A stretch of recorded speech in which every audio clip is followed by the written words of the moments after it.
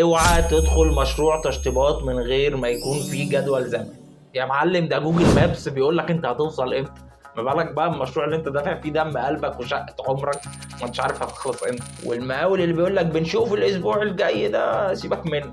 اول حاجه الجدول الزمني الحقيقي مش جدول التفاؤل. يعني كل حاجه تبقى ماشيه على سيستم، ما نقولش بقى ده يا باشا هم اسبوعين وهيخلصوا.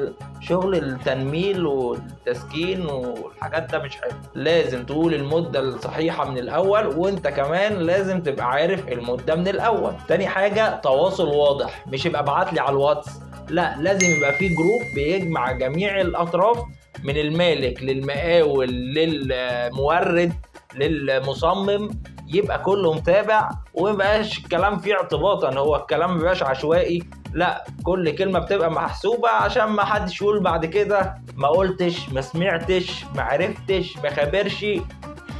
ما ينفعش. تالت حاجة الميزانية، اتفقنا ولا هتفاجئني؟ حاجة تبقى واضحة من الأول، الخامات بكذا، العمالة بكذا، التنفيذ بكذا، والإشراف بكذا، مش رقم بيرقص في النص، كل حاجة تبقى متحددة.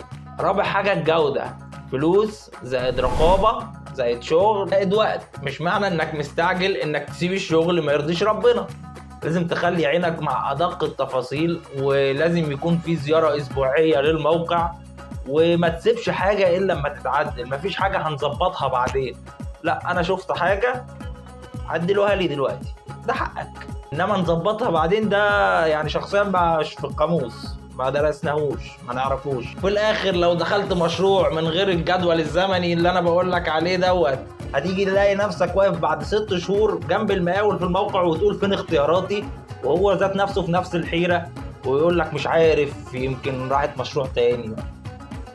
اختياراته سلام.